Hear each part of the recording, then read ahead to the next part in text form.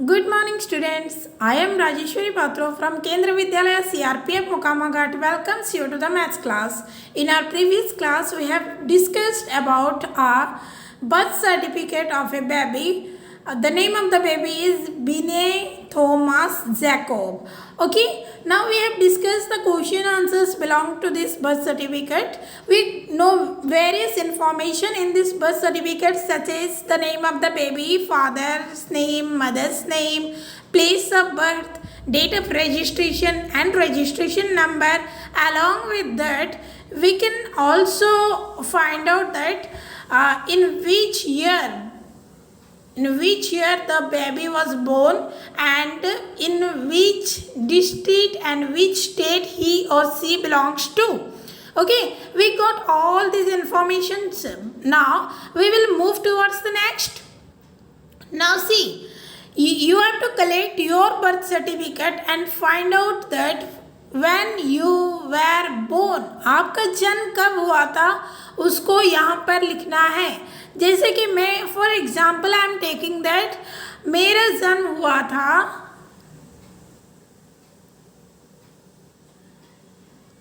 27, ठीक है, 27 मई 1990, ठीक है, 27 मई 1990. तो यहाँ पे आपको सुंदर सुंदर से लिखना होगा बच्चों, ठीक है. यहाँ पे आपको अपना डेट ऑफ बर्थ मेंशन करनी होगी and write your date of birth in numbers. यहाँ पे नंबर में लिखना होगा, जैसे कि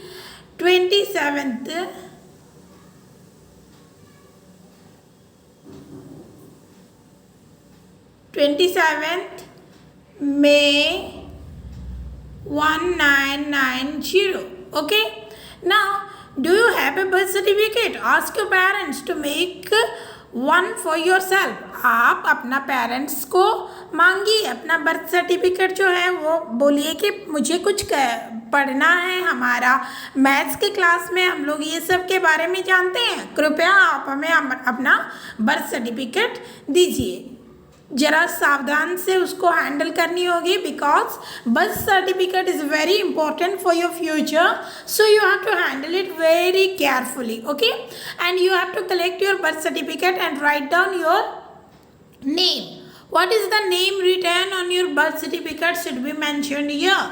Okay, now the first was government of क्या क्या आप कौन सी राज्य में हैं, जैसे कि गवर्नमेंट ऑफ उड़ीसा, ठीक है. फॉर्म नंबर क्या है, नेम, सेक्स फीमेल और मेल. यहाँ पे अगर लड़का है तो मेल लिखना है और लड़की है तो फीमेल, ठीक है. और उसी तरह आपको प्लेस ऑफ बर्थ यानी कि कौन सी जगह पर आपका जन्म हुआ था. जैसे कि मान लीजिए आप बार में पैदा हुए थे तो यहाँ पे लिखना होगा आपको बार, ठीक है. फिर नेम ऑफ फादर, आप अपना पापा का नाम लिखिएगा. नेम ऑफ मदर में मम्मी का नाम लिखिएगा. डेट ऑफ रजिस्ट्रेशन, बच्चों ये तो बहुत ज़रूरी होता है. और डेट ऑफ रजिस्ट्रेशन आप अपना डेट ऑफ बर्थ सर्टिफिकेट को देखकर लिखिएगा. कौन से दिन में आपका रजिस्ट्रेशन हुआ था, ये लगभग उसी दिन ही हो जाता है जिस दिन बच्चा जन्म लेता है, ठीक है. रजिस्ट्रेशन नंबर और कौन से रजिस्ट्रेशन नंबर आपको मिली थी उसके बारे में आपको लिखना होगा. तो चलिए बच्चों आगे बढ़ते हैं. यहाँ पे देखिए बच्चों, calendar of 2006. This is the calendar of 2006. Okay, now you must know that there are 12 months in one year. Okay, and the starting month is January, second one is February and third one is March, so on. Now calendar, let us look at the calendar for the year 2006. How many months does a year have?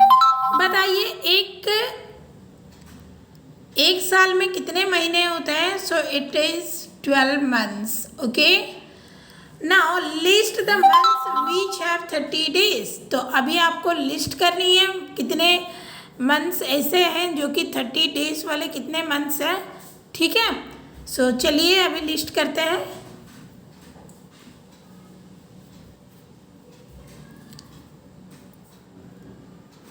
तो 30 days वाले month हमें चाहिए. So January it has 31 days, February 28 days, March 31 days, April. Okay, April having 30 days. Okay, now you can see that May is also having 31 days.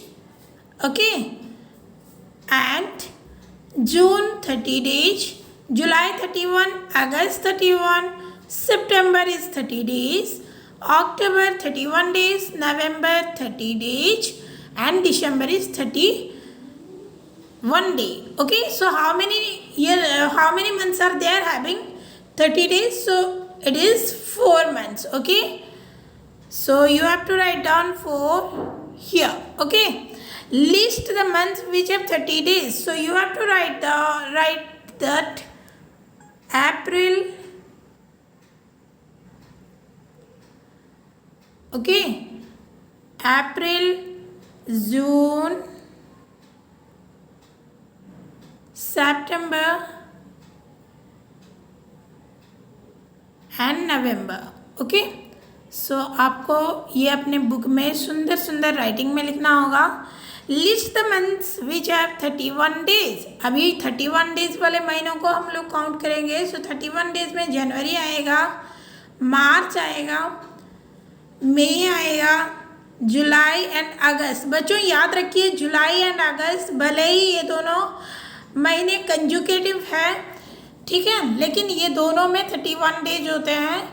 Okay, thereafter October and December. Now calculate 1 2 3 4 5 6 7. So you have to write down that. यहाँ पे list करने के लिए बोला गया है. सो इसका मतलब ये है कि आपको लिखना है ये सारे महीनों का नाम जो यहाँ पे हम लोग मेंशन किए थे. जनवरी, मार्च, मई, जुलाई, August, October and December. Okay, so there are 7 months. 1 2 3 4 5 6 7. Okay, you have to write down. It is telling that list, so you have to write down the name of these months. Now how many days does a month of February have? So February have 28 और 29 days. बच्चों याद रखिए कि फरवरी महीना में 28 और 4 साल में एक बार 29 डेज होते हैं, जिसको हम लीप ईयर कहलाते हैं. बच्चों आप लोगों को याद ये भी रखना होगा कि देखिए मैं एक उदाहरण देती हूँ. 2016 इसका लास्ट डिजिट क्या लिखा हुआ है? 16. क्या ये जो 16 नंबर 4 के द्वारा एग्जैक्टली डिविजिबल है? बिल्कुल. 4 4 जो 16, रिमाइंडर 0 आ जाता है. तो ये महीने में आपका जो फरवरी है वो 29 डेज का होगा, ठीक है. जो 4 द्वारा डिविजिबल हो जाते हैं, जो महीनों के, जो साल के लास्ट 2 डिजिट्स, वो लीप ईयर होता है, ठीक है. लेकिन उसके अलावा अगला 3 ईयर्स जो होते हैं वो लीप ईयर नहीं होंगी, वो नॉर्मल ईयर्स होंगे. जैसे कि मैंने आपको 2016 का एग्जाम्पल दिया था. ये लीप ईयर है क्योंकि 16 इज एग्जैक्टली डिविजिबल विथ 4. सो 2017, 2018, 2019 ये 3 साल जो है ये लीप ईयर नहीं होंगे. अगेन 2020 जो है ये हो जाएगा आपका लीप ईयर, ठीक है. लीप ईयर को अधिवर्ष के नाम में जाना जाता है. हिंदी में इसको अधिवर्ष कहते हैं. अधिवर्ष इसीलिए कहा जाता है जैसे कि एक दिन अधिक हो जाता है, इसीलिए उसको अधिवर्ष कहा जाता है, ठीक है. सो आप इतना ही करिए, फिर कल डिस्कशन करते हैं rest of the topic. Thank you very much my dear students. Thank you so much.